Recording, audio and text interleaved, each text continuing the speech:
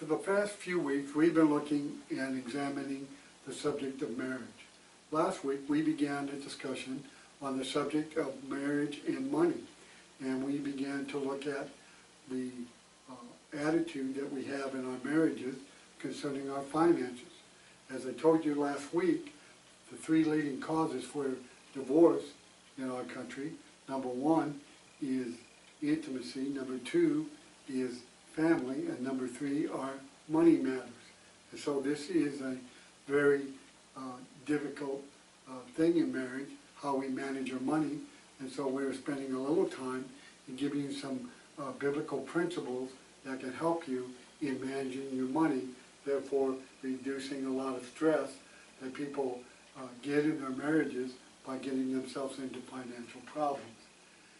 You see, we have to have a God-focused attitude in our marriages, not just about the relationship itself, but we need that same God-focused attitude about our blessings and our money. We need to remember that there's things that are more valuable than earthly wealth, possessions.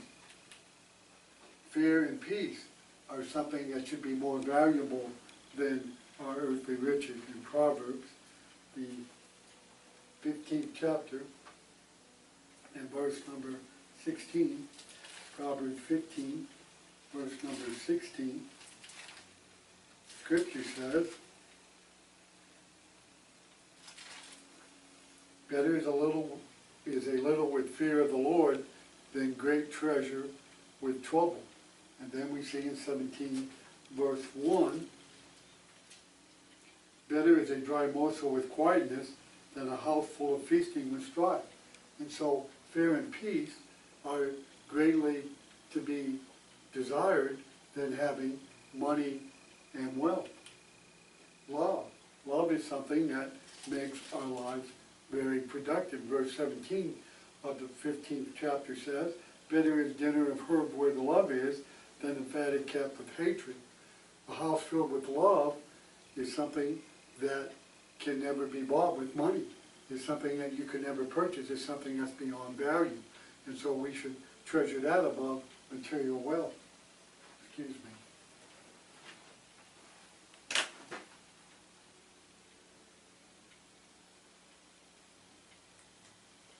Sorry about that. Computers, you have to, sometimes unexpected things happen. Please pardon the interruption. We next need righteousness. Proverbs 16:18, pride goes before destruction, and a haughty spirit before a fall. We need to practice righteousness. Wealth and possessions and material wealth is fine, but we need to have righteousness in our life. And one of the things that is in the scope of righteousness is to have the proper attitude about our blessings, about our money and our possessions. Things more valuable than earthly riches. Remember what the Lord said. Now the Lord, who has all the wisdom in the world, He showed that we need to put our treasure in the right place. In Matthew 6, beginning in verse 19, in the Great Sermon on the Mount, Jesus said, do not lay up for yourself treasures on earth, where moths and rust destroy and thieves break in and steal, but lay up for yourself treasure in heaven, where neither moth nor rust destroy, where thieves do not break in and steal. For where your treasure is, there will your heart be also. We need to have our treasure in heaven. Now, it's not wrong to have material wealth. It's not wrong to have possessions. It's not wrong to have things. It just depends on how much you pay for them, and how much time and energy you invest in it. That takes away from things that you could be doing for God, not only in your relationship with Him, but strengthening yourself and helping others and bring them to the cross. We become so busy in trying to keep up with the Joneses or to gain everything we can in this life that we don't have any time for God and we don't have any time for spiritual things. Friend, where's your treasure at? Is it on things on this earth? Is it on physical things, or is it in treasure in heaven? Earthly treasures pass away. They're temporal. I don't care how much money you have. It can be gone very quickly, and everything that money can buy is going to fade. You're not going to take it with you. You're not going to be able to carry it into the next life. And so we need to understand the temporal nature of riches and temporal nature of what money can buy, and not allow that to shift our focus away from eternal and spiritual things. Heavenly treasure is something that has an enduring and an eternal quality.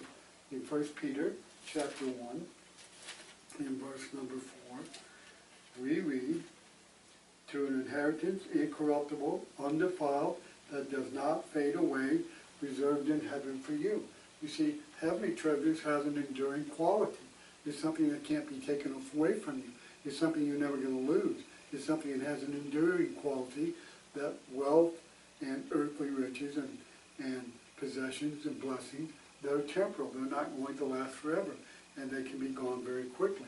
And so we need to keep this understanding in our mind that we focus that it's okay to have riches, but let's not possess the things that we possess and go after the things that we're seeking at the cost of our soul.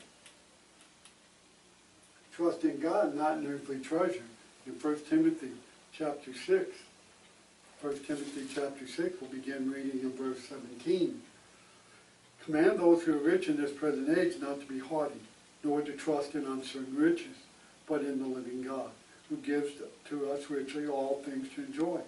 Let them do good, that they may be rich in good works, ready to give, willing to share, storing up for themselves a good foundation for the time to come, that they may lay hold on eternal life." Notice that we're not to trust in uncertain riches. We're to trust in God. Riches are temporal. They don't have an enduring quality. They can soon vanish away. In the prophets, it often talks about riches taking on wings and flying away, and that's very true in our society. We understand that things can happen that could destroy your wealth very quickly. And so if you have your trust in God, that will give you the ability to understand that the blessings and the material wealth that you have and the money you have is something you should have built your life around. And unfortunately, too many people learn this lesson too late. And they focus so much time and energy on that they're doing it at the expense of their soul. You see, God, if we put our focus in God, those things stand, they remain, and it allows us to serve Him in a capacity that's pleasing Him. But if we have riches, they fall, they fly away, and they are despised later because then they can't bring us the happiness that we thought they could. It did not bring us all the joy, but brought us a lot of pain and anguish and misery. And so you have to keep your focus on what is really important, on what's really valuable. Trust in God, not in earthly riches. Righteousness, not riches, protects the soul. God cannot be bought off. God's not impressed with wealth. And remember, material wealth is from God. One of the lessons that God tried to teach His children in the Old Testament, in Deuteronomy 8, verses 11 through 20, is He tried to get them to understand that when they went into the Promised Land, they were going to have houses that they didn't build. They were going to have vineyards that they didn't plant. They were going to have fruit and things that they were going to be blessed with that they had nothing to do, but they just received it from the hand of God. And He warned them that when they went into the land and they got everything that God promised them when they in their inheritance, and they were able to enjoy all those things, to not forget about God. Don't forget who gave them to you, and don't get so self-sufficient that you think you did all that yourself, because you would have none of that if it were not for God. And that is the exact lesson that we need to learn in not allowing money to become a god to us. We must realize that everything we have comes from God. Our money, our possessions, our material wealth, our blessings are all from God. And so we're just the manager. We're a caretaker of those things, and we must understand that. And therefore, if we understand that, we won't place any of those things above God, because we realize that God is the one that gave them to us. God warns us, covetousness is a major problem. It is a major problem not just in marriage, it's a major problem in our lives. In Luke chapter 12, in verse 15, Luke chapter 12, in verse 15, it says, "And He said to them, take heed and beware of covetousness, for one's life does not consist in the abundance of the things he possesses." Understand that our life is not determined, and it's not going to be based on what we possess, on how much material wealth we have, how many possessions we have, how rich we are, and how the world looks at us and how successful we are from a monetary point of view. And understand in this context, in Luke chapter 12, this is just prior to the parable of the rich farmer who had a very good year of his crops, and he had such a good harvest that he had to tear down his old barns and build bigger barns to store up all the things that he had been blessed with. And so then he was going to eat, drink, and be merry, for he had things laid up for years. Well, in Luke chapter 12, verse 21, Jesus called that man a fool. Why? Because now, tonight, his soul will be required of him, and all the things that he's prepared and all the things he's laid up for many years, whose are they going to be now? What's going to happen to them now that his soul is going to be required of him by God? You see, that's a foolish exchange. And so we need to understand that covetous is a great temptation that makes us put our time and energy and effort into possessing this world's wealth and its goods and its possessions at the expense of our relationship with God. That's a bad deal. It brings trouble. Proverbs 15, verse 27 says that it brings us much trouble. Proverbs 15, verse 27, he who is greedy for gain troubles his own house. You see, he who is greedy for gain troubles his own house. It's going to end up causing you misery, heartache, problems. And sometimes we envy people who have lots of money and are rich, but they have problems that you and I don't even begin to understand or have to comprehend. And so everything is not what it appears to be. We're warned about judging by the appearance of things in John 7:24. So be careful to think that somebody that has a lot of money is happy. Because I know a lot of people who had a lot of money, but they were not very happy because it didn't bring them the joy and the happiness that they thought. And they spent so much time and effort getting it, and then they spent so much worry and fret and anxiety in how to keep it. And so again, we need to keep our focus God-centered. You see, it will bring you trouble. You can neglect your family. You can make harmful decisions.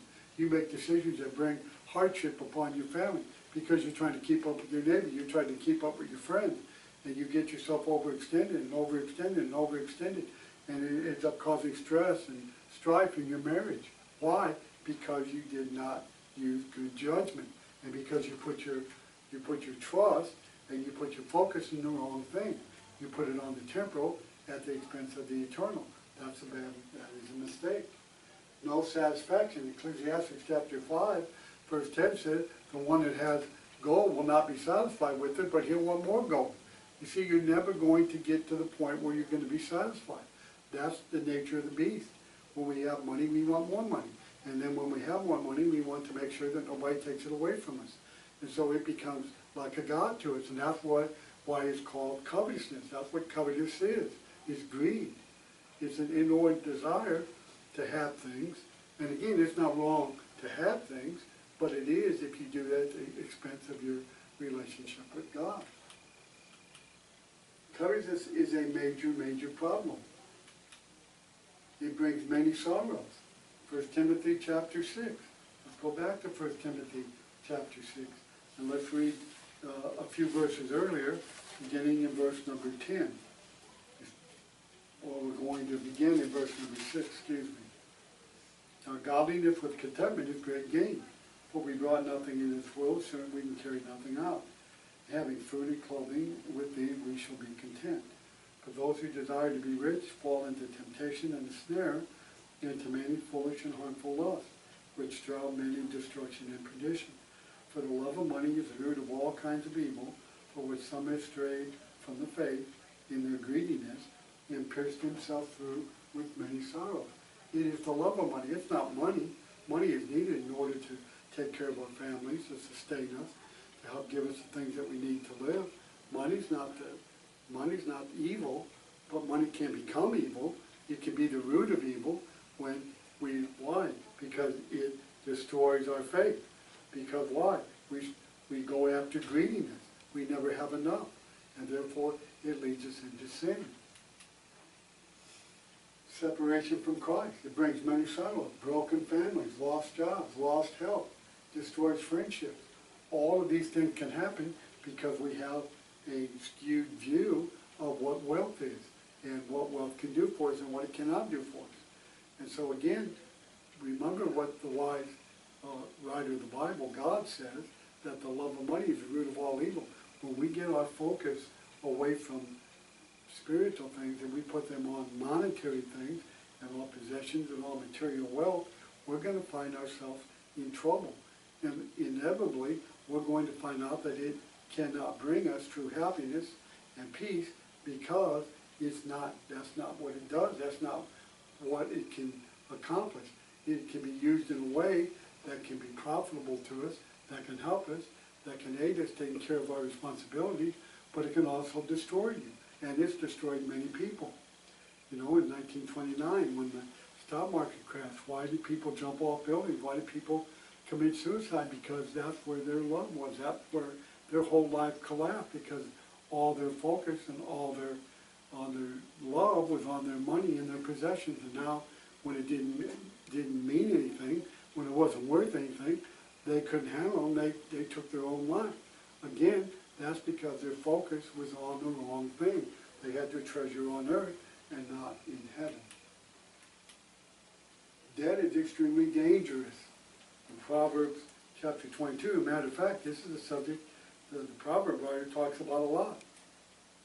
Proverbs 22, verse number 7, the rich rule over the poor, and the borrower is servant to the lender.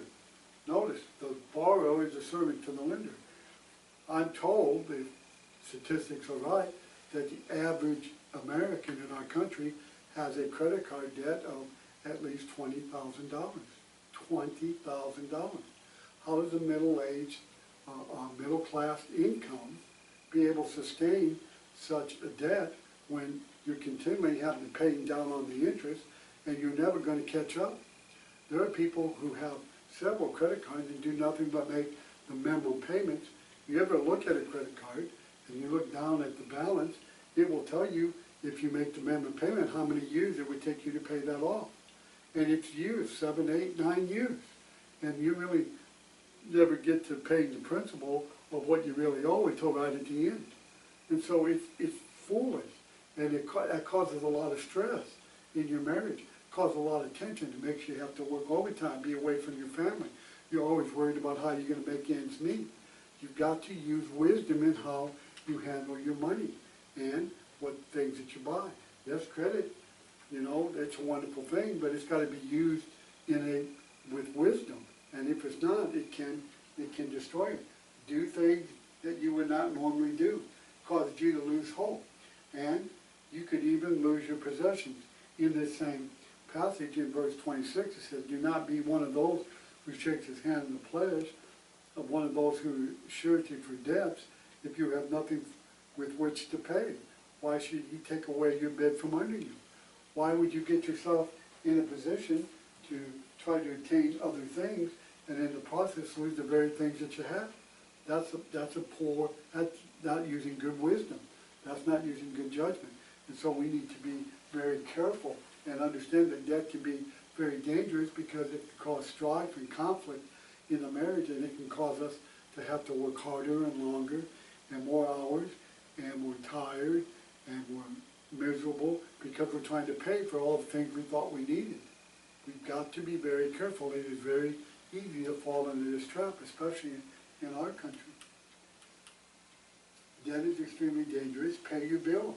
Romans chapter 13, we are to be honorable in our dealings, and we are to live within your means, and we are to avoid bankruptcy. We need to understand that we need to understand these two things. We need to understand the difference between want and desire. Want and need. Is this something I need or is this something I want? Now, it's not wrong to get something you want if you have the ability and means to pay for it without paying more than whatever you're paying for the item. Again, you're going to have to determine that. I can't determine that for you. You can't determine that for me. We have to learn to live within our means. One of the greatest tragedies today, especially for young married couples, is thinking they have to be where their parents are at. You know, they want a house, they want new cars, they want nice furniture in their house, they want to wear nice clothes. But you know what? Your parents didn't get there overnight. They worked very hard for a long number of years in order raising you, putting you through school, and then trying to manage a home. It took them years to get to that. And yet with credit, young couples can get there very quickly, but they have an enormous debt. And that enormous debt is like a millstone around their neck.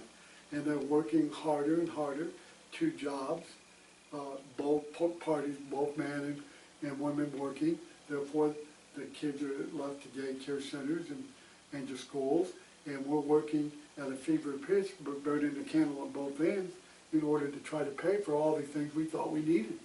Again, that's not using good judgment. That's not using wisdom. And so we need to live within our means. Live on what you make, not what credit will allow you to have. Again, it's not wrong to have credit, but it can get easily out of control. We need to be very careful. Riches and poor management can hinder you from doing God's will. In 1 Timothy 5 verse 8, the Bible says that one that doesn't take care of his own is worse than an infidel.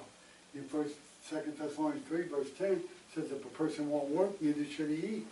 And in 2 Corinthians 9, in 6 and 7, using a principle that's talking about giving, it talks about sowing bountifully or sowing sparingly. And that's going to depend on what we reap and what we sow. And so we're going to have to manage our money. We're going to have to live within our means. We're going to have to keep a proper understanding of what's really valuable, what's really important, and never sacrifice money to buy things that money can't buy. You know, love and happiness and peace in your family can't be bought with money. Love and having a strong family and having a strong commitment to God and a good relationship with God and a good reputation in the community, that can't be bought with money. You can't buy that with money. But you can sure throw all of it away with money. And I'm sad to tell you that many people, that's exactly what they're doing because they've got their priorities in the wrong place. And so all the stress that comes within their marriage is because they didn't manage their money and they didn't have the proper attitude towards what was really valuable, whether the things and the relationship or the things that money can buy. You're going to have to make that judgment. You're going to have to make that determination.